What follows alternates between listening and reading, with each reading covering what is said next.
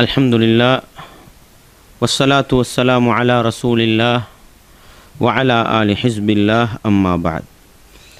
அன்பார்ந்த இஸ்லாமிய சகோதரர்களே, சமீப காலமாக இலங்கையில் அதிகம் பேசப்படுகின்ற ஃபேஸ்புக், வாட்ஸ்அப் போன்ற இணையதளங்களில் அதிகம் பகிரப்படுகின்ற ஒரு அம்சமாக எஸ்எல்டிஜே பொதுச் செயலாளர் அப்துர் ராசிக் அவர்கள் கைது செய்யப்பட்ட விவகாரம் இருப்பதை காண முடிகின்றது. அப்துர் ராசிக் அவர்கள் கைது செய்யப்பட்ட இந்த விவகாரம் எந்தளவுக்கு போய்விட்டது என்று சொன்னால், இறைப்பணிக்காக ஒரு சிறைப்பயணம் என்று தலைப்பிட்டு மிம்பர் மேடையை பயன்படுத்தி ஒரு ஜும்மா ஓதப்படுகின்ற நிலைக்கு அது போயிருக்கிறது. யூசுப் நபி அவர்கள் சிறைச்சாலைக்கு சென்றார்கள் என்பதை எடுத்து சொல்லி அப்துர் ராசிக் அவர்கள் சிறைச்சாலை சென்றது அதற்கு ஒப்பானது என்று பேசுகின்ற நிலையை பார்க்க முடிகின்றது. இதற்கப்பால் அப்துர் ராசிக் அவர்கள் மாற்று மதத்தவர்களின் விடயத்தில் எல்லை மீறி பேசிய அந்த பேச்சுக்களை மறைப்பதற்காக அபூபக்கர் ரதியல்லாஹு அன்ஹு அவர்கள் இலக்கிய ரீதியாக பேசிய ஒரு பேச்சை காட்டி தான் சார்ந்திருக்கின்ற சகோதரர் செய்த பிழையை மறைக்க நினைப்பதை பார்க்கின்ற பொழுது, உண்மையில் தமிழ் பேசுகின்ற உலகத்தில் வாழுகின்ற எல்லா இஸ்லாமிய உறவுகளும், குறிப்பாக எஸ்எல்டிஜேயை நேசிக்கக்கூடிய அனைத்து இஸ்லாமிய உறவுகளும் இது சம்பந்தமான ஒரு சில தெளிவுகளை, விளக்கங்களை பெற்றுக்கொள்ள வேண்டும் என்ற ஒரு நோக்கத்தில்தான் இது பேசப்படுகிறது என்பதை என்னுடைய இஸ்லாமிய உறவுகள் தெளிவாக புரிந்து கொள்ள வேண்டும். அந்த அடிப்படையில் அப்துர் ராசிக் அவர்களுடைய கைது சம்பந்தமாக எஸ்எல்டிஜே என்று சொல்லுவார்கள்.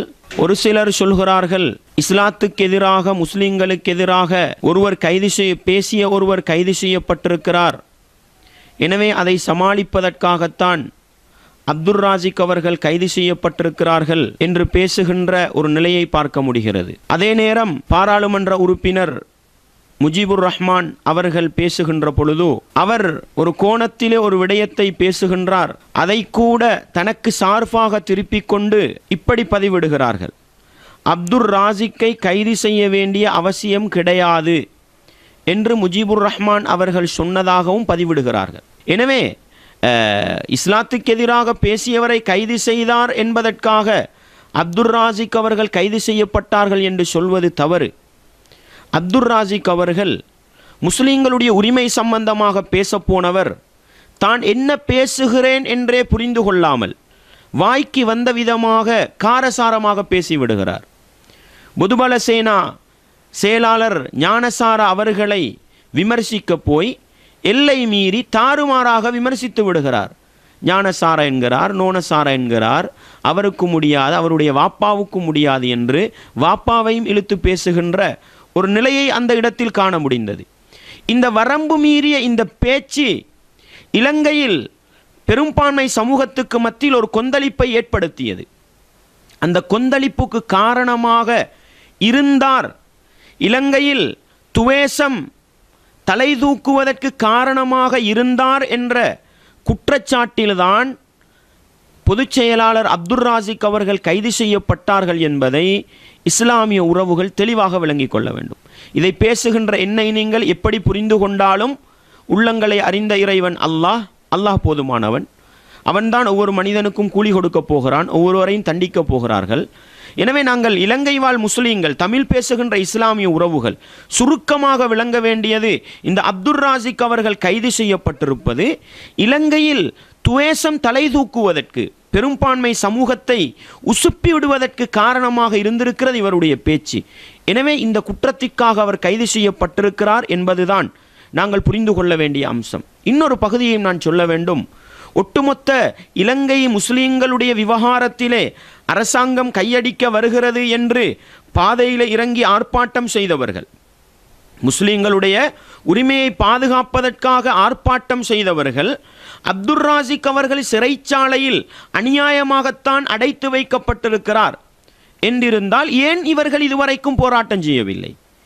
ஏன் இவர்கள் ஒரு ஆர்ப்பாட்டத்தை ஏற்பாடு செய்யவில்லை? இதற்கு பிறகு ஏற்பாடு செய்தால் அல்லாஹ் போதுமானவன். ஆனால் ஏன் இவர்கள் இதற்கு குரல் கொடுக்கவில்லை? அடுத்ததாக இந்த அப்துர் ராசிக் அவர்களுடைய கைது சம்பந்தமாக நாங்கள் விளங்க வேண்டிய மார்க்க ரீதியான ஒரு அம்சம் என்னவென்றால், யூசுப் நபி அவர்கள் சிறைச்சாலை போனார்கள். எதற்காக போனார்கள்? அவர்கள் விபச்சாரத்தின் பக்கம் அழைக்கப்படுகிறார்கள். அதை நான் செய்ய மாட்டேன், கால மஆதல்லாஹ், நான் அல்லாஹ்விடத்தில் பாதுகாப்பு தேடிக்கொள்கிறேன் என்று விபச்சாரத்தை விட்டு ஒதுங்கிக் கொண்டதன் காரணமாகத்தான் அவர்கள் அநியாயமாக சிறைச்சாலையிலே அடைக்கப்படுகிறார்கள். அந்த உத்தம நபி அவர்களை செய்த தியாகத்தை கொண்டு வந்து குற்றமிழைத்து விட்டு சிறைச்சாலை போன ஒருவருக்கு ஆதாரம் பிடிப்பது என்பது ஒரு நபிக்கு செய்கின்ற, அல்லாஹ்வுடைய வஹைக்கு செய்கின்ற துரோகமாக இருக்க போகிறது. எனவே யூசுப் நபி அவர்கள் எந்த பாவமும் செய்யாமல், எந்த அநியாயமும் எந்த துரோகமும் செய்யாமல் அந்த நாட்டு அரசனுக்கு நம்பகமாக நடந்து கொண்டார், அரசனின் மனைவி விரும்புகின்ற விருப்பத்துக்கு கட்டுப்படவில்லை என்ற ஒரு அநியாயத்துக்காகத்தான் அவர் சிறைச்சாலை போகிறாரே அல்லாமல் யூசுப் நபி அவர்கள் எந்த பாவத்தையும் எந்த துரோகத்தையும் எந்த அநியாயத்தையும் செய்யவில்லை. ஆனால் அப்துர் ராசிக் அவர்களை பொறுத்தவரையில் பெரும்பான்மை சமூகத்தின் அந்த உள்ளத்தில் இருக்கின்ற அந்த வைராக்கியங்களையும் விரோதங்களையும் குரோதங்களையும் வெளிப்படையாக கக்கிவிடுகின்ற அளவுக்கு இவருடைய பேச்சுக்கள் காரணமாக இருக்கிறது என்று சொன்னால், இவர் ஒரு நாட்டு சட்டப்படி ஒரு தவறு செய்திருக்கிறார்.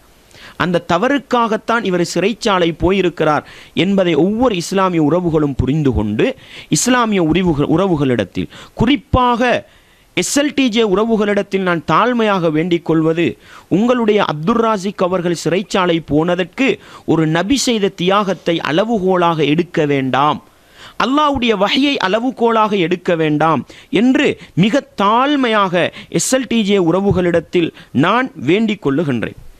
அன்பார்ந்த இஸ்லாமிய உறவுகளே, அடுத்ததாக நாங்கள் புரிய வேண்டிய ஒரு அம்சம் என்னவென்று சொன்னால், அப்துர் ராசிக் அவர்கள் மேடையிலே பேசுகின்ற பொழுது அவர் பேசிய காரசானமான வார்த்தைகள் எங்களுடைய இஸ்லாமிய உறவுகள் கேட்டிருப்பீர்கள். ஞானசார நோனசார என்று சொல்வது, அதே போன்று ஞானசார டத்பே யாகே தாத்த டத்பே அப்படின்னு சொன்னது, அதே போல இந்த காரசாரமான வார்த்தைகளை இவர் பாவித்திருப்பதின் ஊடாக நாங்கள் என்ன சொல்ல வந்தோம் என்று சொன்னால், பரவலாக பேசப்பட்ட ஒரு அம்சம்தான். அல்லாஹ் அல் குர்ஆனிலே சொல்கிறான், வலா தசுப்புல்லதீன யதுஊன மின் தூனில்லாஹ் ஃபயசுப்புல்லாஹ அத்வம் பிகைரி இல்ம். அல்லாஹ் அல் குர்ஆனிலே சொல்லுகின்ற பொழுது, அல்லாஹுவை விட்டுவிட்டு வணங்கப்படுகின்ற அந்த கடவுள்களை, அந்த சிலைகளை நீங்கள் திட்ட வேண்டாம், நீங்கள் ஏச வேண்டாம். ஏனென்றால் அவர்கள் அல்லாஹுவை அறிவில்லாமல் ஏசி விடுவார்கள். எனவே நீங்கள் ஏச வேண்டாம் என்று அல்லாஹ் கட்டளை போட்டிருக்கிறார். இந்த வசனத்தை எடுத்து சொல்லி, நீங்கள் ஏன் மாற்று மதத்தவர்கள் நேசிக்கக்கூடிய அந்த சிறுவையை அணிந்திருக்கக்கூடிய அந்த ஞானசாரா என்பவரை எல்லை மீறி ஏசுகிறீர்கள் என்று கேட்கின்ற பொழுதோ, இந்த கடைசியாக ஓதப்பட்ட இறைப்பணிக்காக ஒரு சிறை பயணம் என்ற அந்த ஹுத்துபாவிலே அவருடைய துணை செயலாளர் ரஸ்மின் அவர்கள் பேசுகின்ற பொழுது, அபூபக்கர் ரதியல்லாஹு அன்ஹு அவர்கள் அப்படி பேசவில்லையா என்று அபூபக்கர் ரதியல்லாஹு அன்ஹு அவர்களை ஆதாரம் காட்டி அப்துர் ராசிக் அவர்கள் செய்தது சரிதான் என்று பேச நினைக்கிறார். உண்மையில் இந்த இடத்தில் இஸ்லாமிய உறவுகள், குறிப்பாக எஸ்எல்டிஜே சகோதரர்கள் விளங்க வேண்டிய ஒரு அம்சம் என்னவென்று சொன்னால், அங்கே அபூபக்கர் ரதியல்லாஹு அன்ஹு அவர்கள் ஒரு வார்த்தையை சொல்லுகிறார்கள். அந்த வார்த்தையை ஒரு பெரிய ஒரு மோசமான ஒரு வார்த்தையாக ரஸ்மின் அவர்கள் எடுத்து சொல்லிதான் அபூபக்கர் அவர்கள் இப்படி பாவிக்க முடியும் என்றால் ஏன் எங்களுக்கு பேச முடியாது என்ற தோரணையில் அவர் பேசுகிறார். உண்மையிலே எஸ்எல்டிஜே உறவுகளுக்கு நான் சொல்லிக்கொள்ள ஆசைப்படுகிற அம்சம் என்னவென்றால், அல்லாஹுடைய தூதர் ஸல்லல்லாஹு அலைஹி வஸல்லம் அவர்களிடத்திலிருந்து வந்திருக்கின்ற பல சஹீஹான ஹதீஸுகளை நீங்கள் தூக்கி வீசினீர்கள். ஏன் தூக்கி வீசினீர்கள்? அது அநாகரீகமானது, அது ஆபாசமானது என்று தூக்கி வீசினீர்கள்.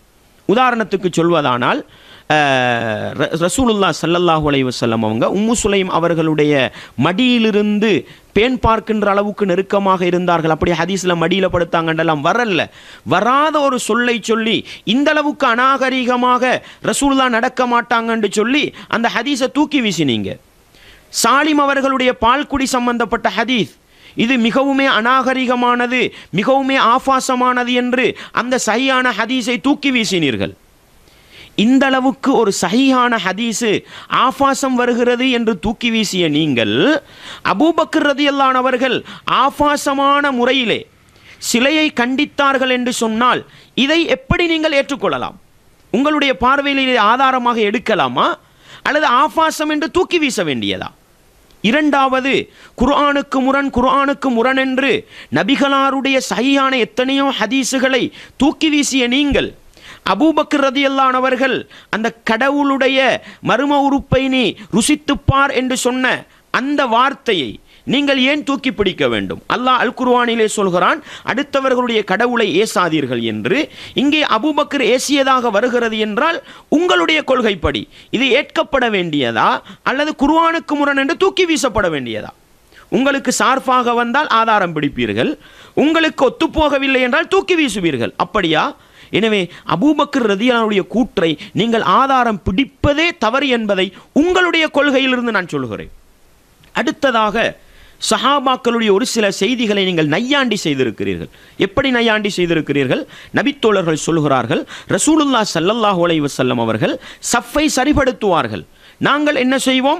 எங்களுடைய காலை அடுத்தவர்களுக்கு காலோடு சேர்த்து, தோளை அடுத்தவர்களுடைய தோளோடு சேர்த்து நாங்கள் சஃபிலே நெருக்கமாக இருப்போம் என்று புகாரில் வரக்கூடிய ஹதீஸ் இது சாத்தியமற்றது என்று தூக்கி வீசினீர்கள். நபித்தோழர்கள் நபிகளாருக்கு முன்னால் செய்த அந்த அங்கீகரிக்கப்பட்ட சுன்னாவை தூக்கி வீசிய நீங்கள், நையாண்டி செய்த நீங்கள் எப்படி இந்த செய்தியை ஏற்றுக்கொள்ளலாம்? இது அபூபக்கர் அவருடைய செய்தி அல்லவா?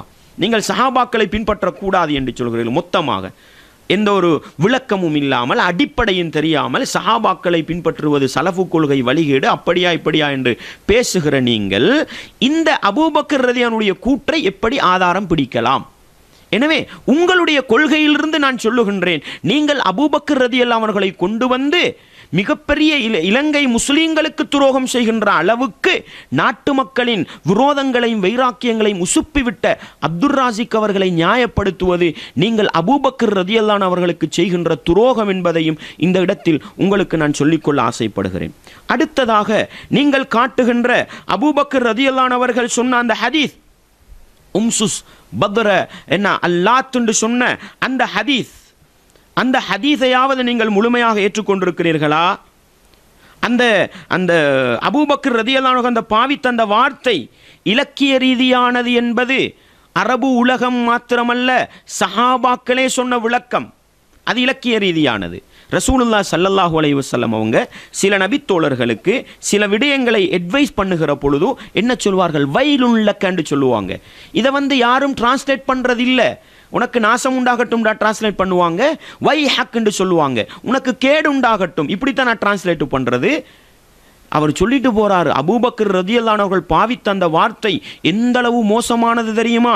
புகாரிக்கு என்ன டிரான்ஸ்லேட் செய்தவர்கள், புகாரியை தர்ஜுமா செய்தவர்கள் கூட அந்த வார்த்தையை என்ன செய்யவில்லை, மொழிபெயர்க்க விரும்பவில்லை. அந்த அளவுக்கு பாரதூரமான வார்த்தையை சொல்லிட்டு போய்த்தாங்களாம். ரசூலுல்லாஹ் சொல்லுவாங்க சில நேரங்களில், சக்கிலத்க உம்முக்கண்டு சொல்லுவாங்க. சக்கிலத்க உம்முக்கண்டா ஓண்ட தாய் உனக்கு பாரமாகட்டும். இதனை கேவலமான வார்த்தையாக சொல்றதா? இலக்கிய ரீதியாக ஒரு சில விடயங்களை கண்டிப்பதற்கு அரபு சமூகத்தில் பாவிக்கப்பட்ட வார்த்தை ரசூலுல்லாஹ் பாவித்தார்கள். இதை டிரான்ஸ்லேட் பண்ற வழிமுறை சாதாரணமாகவே கிடையாது. அதை இலக்கிய ரீதியாகத்தான் என்ன செய்ய வேண்டும், கையாள வேண்டும். அதே போன்றுதான் அபூபக்கர் ரலியல்லாஹு அன்ஹு அவர்கள் பாவித்த அந்த வார்த்தையும் இலக்கிய ரீதியாக கையாளப்பட வேண்டுமே அல்லாமல், அப்துர் ராசிக் அவர்கள் இலக்கிய ரீதியாக பேசவில்லை. அவர் வெளிப்படையாக ஏசுகின்றார், நையாண்டி செய்கின்றார், கேவலப்படுத்துகின்றார். எனவே அபூபக்கர் ரலியல்லாஹு அன்ஹு அவர்கள் இலக்கிய ரீதியாக பேசியதை அப்துர் ராசிக் அவர்கள் கொச்சையாக பேசிய அந்த வார்த்தைக்கு ஆதாரம் பிடிப்பது என்பது, மீண்டும் சொல்லுகின்றேன், நீங்கள் அபூபக்கர் ரலியல்லாஹு அன்ஹு அவர்களுக்கு செய்கின்ற துரோகம் என்பதை மறந்து விடக்கூடாது. அடுத்ததாக, நீங்கள் எந்த ஹதீஸை ஆதாரம் பிடித்து அபூபக்கர் ரதியல்லாஹு அவர்கள் தூசணம் பேசினார்கள், ஒரு கடவுளை ஏசினார்கள் என்று சொல்ல வந்தீர்களோ அதே ஹதீஸில் பின்னால் வருகிறதே என்ன? உர்வத் இப்னு மஸ்ஊத் சொல்கிறாரே, நான் நபி தோழர்களை கவனித்தேன், அவர்கள் எந்த அளவுக்கு முஹம்மது நபியை நேசிக்கிறார்கள் என்றால், முஹம்மது நபி அவர்கள் எச்சில் துப்பினால் அந்த எச்சில் கீழே விழாது, அதை நபித்தோழர்கள் கையிலே தொட்டு உடம்பில் தேய்த்து கொள்ளுவார்கள் என்று வருகிறதே. இதை நீங்கள் ஏற்றுக்கொண்டீங்களா? எஸ்எல்டிஜே உறவுகளிடத்தில் கேட்கிறேன். அல்லது இதற்கு நீங்கள் இது இலக்கிய ரீதியாக கையாளப்பட்டது என்று மாற்றறுத்தம் கொடுத்து விட்டு போனீர்களா? உங்களுக்கு ஒத்துப்போகவில்லை என்றால் உங்களுக்கு ஏற்ற விளக்கத்தை கொடுப்பீர்கள், உங்களுக்கு ஒத்துப்போகிறது என்றால் நேரடி அர்த்தத்தில் எடுப்பீர்கள். இது நியாயமா? இதுதான் வழிகேடர்களுடைய வரலாற்று அடையாளம். தனக்கு ஒத்துப்போனால் எடுத்துக்கொள்வது, தனக்கு ஒத்துப்போகாவிட்டால் தூக்கி வீசுவது. இது வரலாற்றிலே வழிகேடர்கள் கடைபிடித்த ஒரு அடிப்படை. அதைத்தான் நீங்கள் அபூபக்கர் ரதியல்லாஹுடைய விடயத்திலும் செய்திருக்கிறீர்கள் என்பதை நான் இந்த இடத்தில் சொல்லிக்கொள்ள விரும்புகின்றேன். எனவே அன்பார்ந்த இஸ்லாமிய உறவுகளே, அப்துர் ராசிக் அவர்களுடைய கைது விவகாரம் அவர் ஒரு எல்லை மீறி மாற்று மதத்தவர்களுடைய உணர்வுகளை தூண்டிவிடுகின்ற அளவுக்கு அவருடைய பேச்சுக்கள் இருந்தது என்பதுதான் காரணம் என்பதையும் நான் என்ன செய்து கொள்கிறேன், சாதாரணமாக இந்த இடத்தில் சொல்லிக்கொள்ள விரும்புகின்றேன். இஸ்லாமிய உறவுகளே, இஸ்லாத்தை மாற்று மதத்தவர்களுக்கு சொல்ல வேண்டும் என்று ஆசைப்படுகின்ற என்னுடைய ஒவ்வொரு இஸ்லாமிய உறவுகளுக்கும் நான் சொல்லுகிறேன், எந்த ஒரு கட்டத்திலும் அடுத்தவர்கள் வணங்குகின்ற கடவுள்களை நாங்கள் ஏசக்கூடாது, அடுத்தவர்கள் வணங்குகிற கடவுள்களை நாங்கள் திட்டக்கூடாது. ஷிருக்கை எச்சரிக்கை செய்ய வேண்டும், ஷிருக்குடைய விபரீதங்களை எடுத்துச் சொல்ல வேண்டுமே அல்லாமல் அவர்களை ஏசுகின்ற வழிமுறை இஸ்லாம் காட்டித்தரவில்லை. வலா தசுப்புல்லதீன யதுஊன மின் தூனில்லாஹி ஃபயசுப்புல்லாஹ அதுவம் பிகைரி இல்ம். என்ன நடக்கப் போகிறது? நாங்கள் அவர்களுடைய சிலைகளுக்கு ஏசுகிற பொழுதோ அவர்கள் எங்களுடைய அல்லாஹ்வுக்கு ஏசப் போகிறார். நாங்கள் சிலைகளுக்கு ஏசுவது பாவமான காரியம் அல்ல, ஆனால் நாங்கள் சிலைகளுக்கு ஏசுவது அவர்கள் அல்லாஹ்வுக்கு ஏச வைக்கும் அல்லவா, அது எங்களை குற்றத்திலே ஆக்கிவிடும். எனவே நாங்கள் செய்கிற வேலை, எங்களுடைய செயற்பாடுகள், எங்களுடைய பேச்சுக்கள் இஸ்லாத்துக்கு எதிராக மக்களை தூண்டிவிடுமா, அல்லாஹ்வை ஏசுகின்ற நிலைக்கு மக்களை கொண்டு போய்விடுமா? இதுதான் நாங்கள் செய்கிற பாவம் என்பதை எங்களுடைய உறவுகள் மிக தெளிவாக புரிந்து கொள்ள வேண்டும் என்று இந்த இடத்தில் இரக்கமாகவும் பாசமாகவும் சொல்லிக்கொள்ள ஆசைப்படுகிறேன். அன்பார்ந்த இஸ்லாமிய உறவுகளே, அதே போன்றுதான் இறை பணிக்காக ஒரு சிறை பயணம் என்ற அந்த வீடியோவின் ஒரு பகுதியை பார்த்த எனக்கு வந்த ஒரு விடயம் என்னவென்று சொன்னால், இந்த எஸ்எல்டிஜே ஆலிம்கள் என்று சொல்லப்படுபவர்கள் எஸ்எல்டிஜே போர்வையை போர்த்தி கொண்டு மார்க்கம் பேசுகிறோம் என்று சொல்லுகின்ற டிஸ்குகளும் மிஸ்குகளும் செய்யக்கூடிய ஒரு வேலை என்னவென்று சொன்னால், ஒரு அறிஞர் பயான் பண்ணுகிற பொழுது ஒரு வரலாற்று செய்தி, ஒரு தியாக செய்தியை சொல்லிவிட்டு அழுதால், கண்ணீர் வடித்து விட்டால் இதை நையாண்டி செய்வார்கள், இதற்கெதிராக மேடை போட்டு பேசுவார்கள், இதற்கெதிராக சீடி அடித்து வெளியிடுவார்கள். ஒரு சஹாபியின் தியாகத்தை பேசுகிற பொழுதோ, நபிகளாருடைய வாழ்க்கையை பேசுகிற பொழுதோ கொஞ்சம் அழுது விட்டால், கண்ணீர் வடித்து விட்டால் இதை நையாண்டி செய்வார்கள். ஆனால் நீங்கள் பார்க்கலாம் அன்பார்ந்த இஸ்லாமிய உறவுகளே, இந்த இறைப்பணிக்காக ஒரு சிறை பயணம் என்று அப்துர் ராசிக் பெரிய ஒரு தியாகம் செஞ்சு சிறைச்சாலை போனார் என்று பேசுகின்ற ரஸ்மின் மிஸ்க் அவர்கள் அழுகின்றார். அதை கட் பண்ணி போட்டிருக்கிறாங்க, அதை எடிட் பண்ணி போட்டிருக்கிறாங்க. அழுகிறார், லேஞ்ச் எடுத்து கண்ணை தொடக்கிறார். நீங்க பாருங்க, அடே சஹாபாக்கள் செஞ்ச தியாகத்தை பேசும் பொழுது அழுதா அது தவறுன்னு சொல்ற நீங்க, ரசூலுல்லாஹ்வோட வாழ்க்கையை பத்தி பேசும் பொழுது கொஞ்சம் எல்லாம் மீறி அழுதுட்டா அது நையாண்டி பண்ணப்பட வேண்டிய விஷயம்னு பேசுற நீங்க, அப்துர் ராசிக் சிறைச்சாலை போனால் அதை பேசுகிற பொழுது ரஸ்மின் மிஸ்க் அவர்கள் அழுகிறார்களே, இதற்கு நீங்கள் என்ன சொல்ல வருகிறீர்கள்? எனவே சகோதரர்களே, இஸ்லாத்தை இஸ்லாமாக நேசியுங்கள், சஹாபாக்களை சஹாபாக்களாக நேசியுங்கள், முஸ்லீம்களை முஸ்லீம்களாக நேசியுங்கள். எனவே இந்த ஒரு வேண்டுகோளை குறிப்பாக எஸ்எல்டிஜே உறவுகளிடத்தில் நான் சொல்லிக்கொள்ள ஆசைப்படுகிறேன். சுருக்கமாக மீண்டும் நான் சொல்கிற ஒரு செய்தி என்னவென்றால், அப்துர் ராசிக் அவர்கள் இந்த இலங்கை திருநாட்டிலே மாற்று மதத்தவர்களுடைய உள்ளத்தில் மறைந்திருக்கின்ற விரோதங்களையும் குரோதங்களையும் வெளிக்கொண்டு வருகின்ற அளவுக்கு காரசாரமாக பேசினார் என்ற ஒரு குற்றத்திற்காகத்தான் அவர் சிறைச்சாலை போயிருக்கிறாரே அல்லாமல் அவர் இறைப்பயணம் என இறைத்தியாகம் செய்து இறைப்பணிக்காக போராடியெல்லாம் அவர் சிறைச்சாலை போகவில்லை என்பதை விளங்கிக் கொள்ள வேண்டும். அவர் ஆர்ப்பாட்டம் செய்ததற்காகத்தான் சிறைச்சாலை போனார் என்று சொன்னால் இந்த ரஸ்மின் மிஸ்கும் இன்றைக்கு சிறைச்சாலையில் தான் இருக்கணும். SLTJ தலைவரும் சிறைச்சாலையில் தான் இருக்கணும். ஆர்ப்பாட்டத்தில் மேடையில் ஏறிக்கொண்டு பேசியவர்கள் அனைவரும் சிறைச்சாலையில் தான் இருக்கணும். யாரையுமே போடலையே இந்த அரசாங்கம்.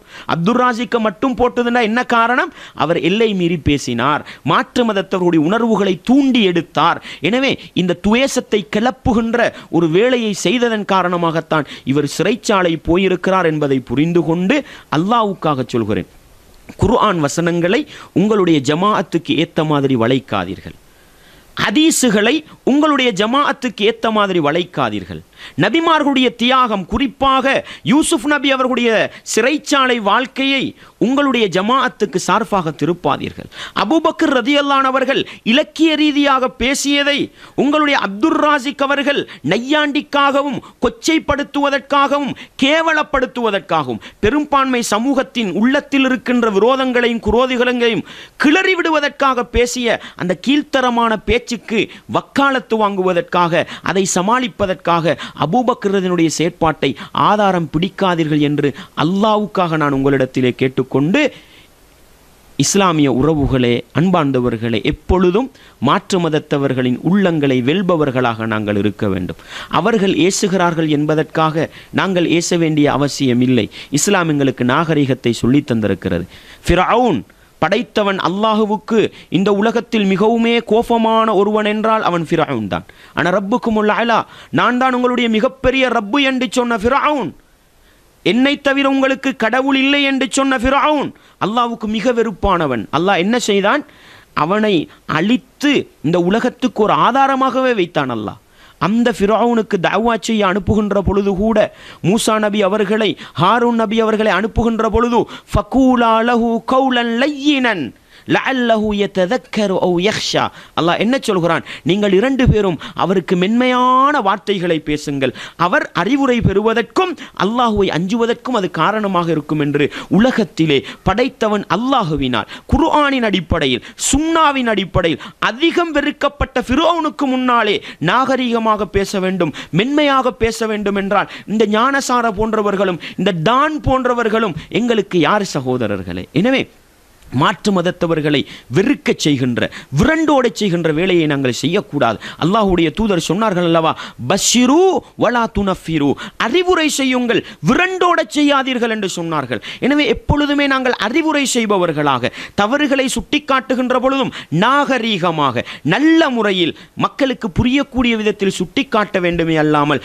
விரோதிகள் வெறுக்கின்ற அளவுக்கு, இன்னும் விரண்டோட செய்கின்ற அளவுக்கு எங்களுடைய நடவடிக்கைகள் செயற்பாடுகள் இருக்கக்கூடாது என்று என்னுடைய இஸ்லாமிய உறவுகளுக்கு, குறிப்பாக SLTJ உறவுகளுக்கு இந்த நேரத்திலே நான் சொல்லிக்கொண்டு என்னுடைய இந்த அறிவுரைக்கு நான் முற்றுப்புள்ளி வைத்துக் கொள்கின்றேன். வல்லவன் ரஹ்மான் SLTJயின் பொதுச் செயலாளராக இருக்கின்ற அப்துல் ராசிக் அவர்களுக்கு சிறைச்சாலையிலே ஆரோக்கியமான ஒரு வாழ்க்கையை கொடுத்து, அந்த சிறைச்சாலை வாழ்க்கையினூடாக இஸ்லாத்தின் பெருமதியையும் நாகரீகத்தையும் தஅவாவின் அணுகுமுறையையும் அல்லாஹ் கற்றுக் கொடுத்து அவரை நல்ல அணுகுமுறையோடு தஅவா செய்கின்ற ஒரு தாயியாக சிறைச்சாலையிலிருந்து வெளிவர வேண்டும் என்ற அந்த பிரார்த்தனையோடு என்னுடைய இந்த அறிவுரைக்கு நான் முற்றுப்புள்ளி வைத்துக் கொள்கிறேன். வ ஆகிரு தஅவானா அனில் ஹம்துலில்லாஹி ரப்பில் ஆலமீன்.